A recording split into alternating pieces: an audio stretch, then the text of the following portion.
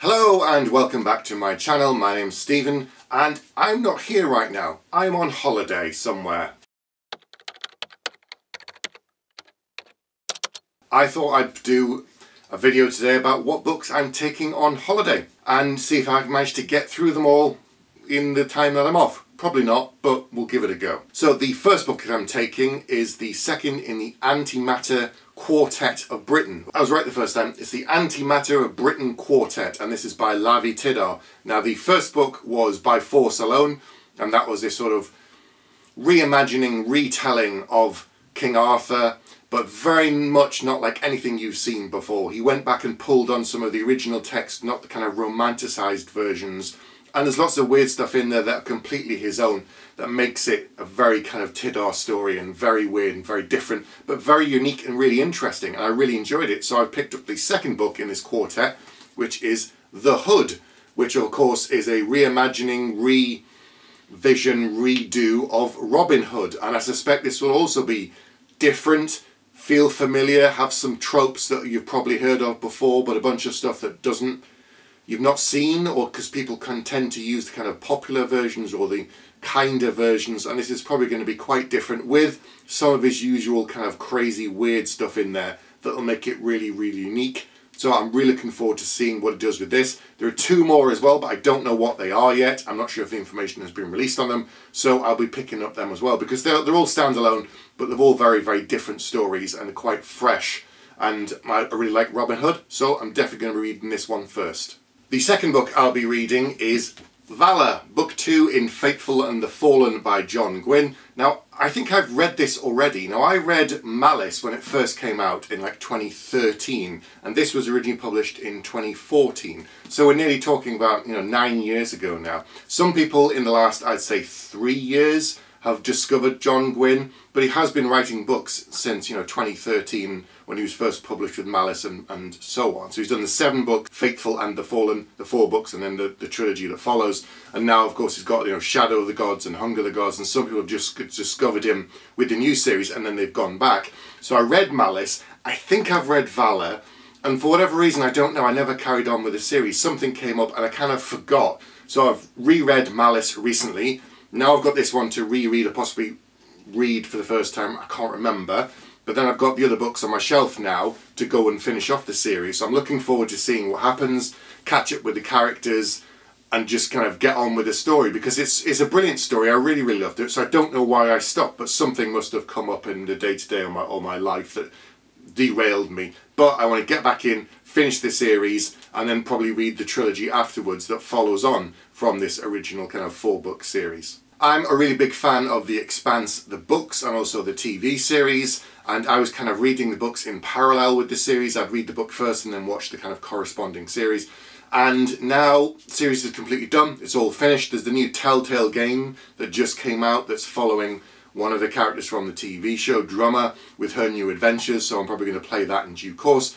But I've read the first 6 of the Expanse, and now, it's not a spoiler, there's a bit of a time jump, and books 7, 8 and 9 are set within the same world, and there is other things going on with characters. No idea what's going to go on, so I'm now going to be reading book 7 on holiday, which is Persepolis Rising by James S.A. Corey, which of course is Daniel Abraham and Ty Frank.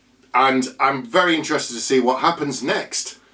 Are we going to carry on with the main characters that we've seen? Is it going to be a bunch of new people?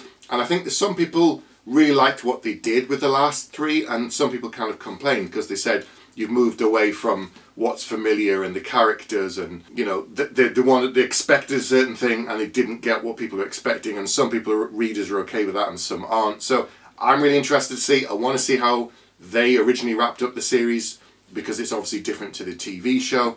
So very curious, and this is definitely going to be one that I'll be reading whilst I'm relaxing by the pool. The 4th book on my to-read pile is one that I have read before.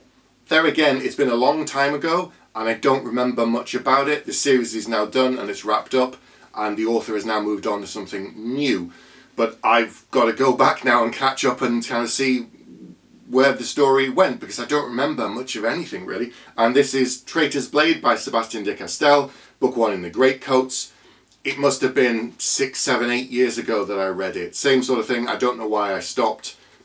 very, very busy with other things. So I'm looking forward to some swashbuckling adventures. If you've not read any of the Great Coat books, I think there's 4 or even 5 in this series, and he's done some other series in the meantime. His brand new book that's just come out is Malevolent 7 or Maleficent 7.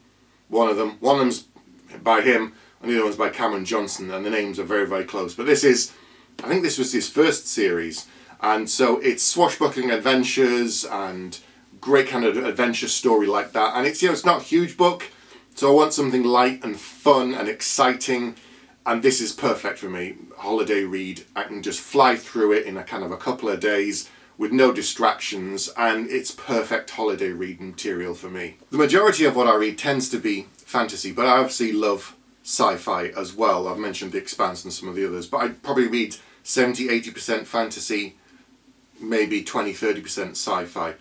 And some of my favourite sci-fi is actually not, it's not books, it's, you know, it's TV and films, and whether it's Star Wars or Star Trek or something like that. But Frank Herbert's Dune is probably my favourite science fiction novel of all time. I've got multiple copies. I've got a folio edition that I paid in a slipcase with the original art because I love the book so much.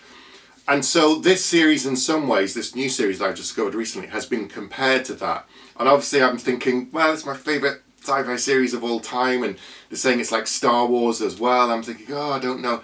But I picked it up, and I'm delighted to say it's absolutely fantastic. It has echoes of both Star Wars and Frank Herbert's Dune, but it is completely its own thing. And this is the Sonata series by Christopher Rocchio. Now, I read the first book and flew through it, and it's a bit of a doorstopper of a book, Empire of Silence. I loved it. All the books are quite chunky. And there again, that can be quite daunting when you're going into a new series and you know that it's multiple books and each book is quite thick, and I'm thinking, oh, I don't know, it's a lot of investment of time, and, you know, there are lots of other books I might to read shelf at half that size, and I'm not sure.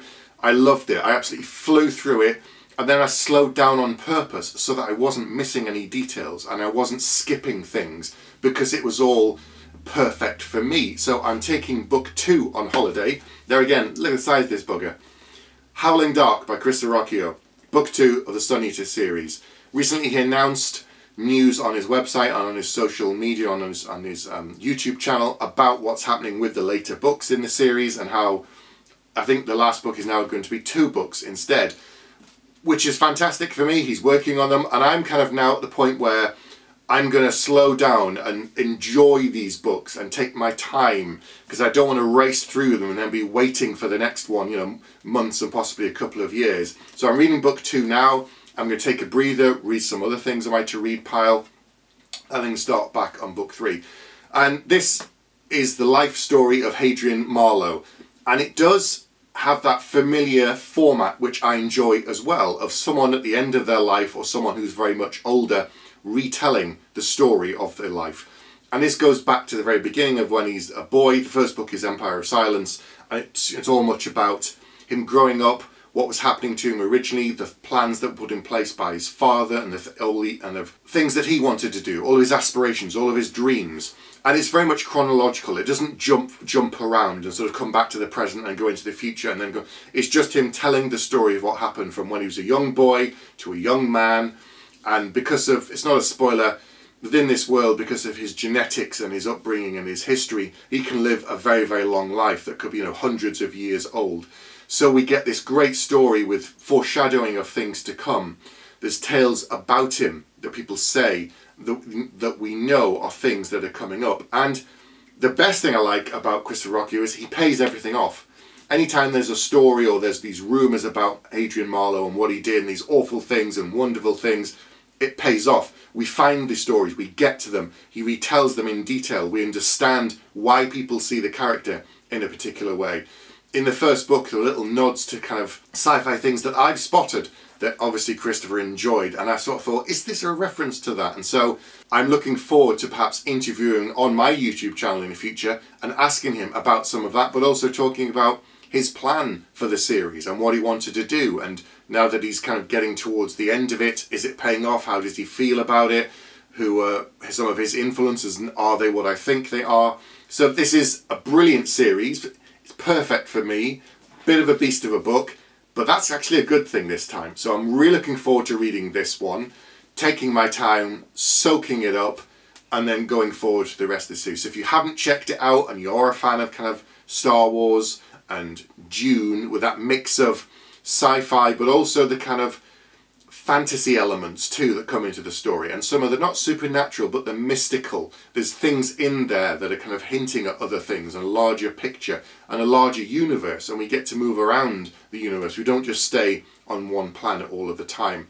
So really great book, fantastic series, highly recommended by me. So that's 5 books. Now I doubt I'll get through all of them in a week. I'll probably get through 2 or 3. If we don't go out on day trips and stuff, I might sit through and get through one of the shorter books. But then of course there's flight times, there's waiting in the airport, there's all of this. But anyway, by the time this video comes out, I'll be on the way back or be sat in an airport somewhere. So that's what I'm going to be reading. What have you been reading on holiday? What kind of things are on your to-read list? Drop a comment below, let me know. Don't forget to like and subscribe, of course, please. That really helps the channel grow. And boop the like button, as Nate says, Nate Black on his channel. That also helps other people find this video. So that's all I'm going to be talking about for today. But I'll be back next week with another video.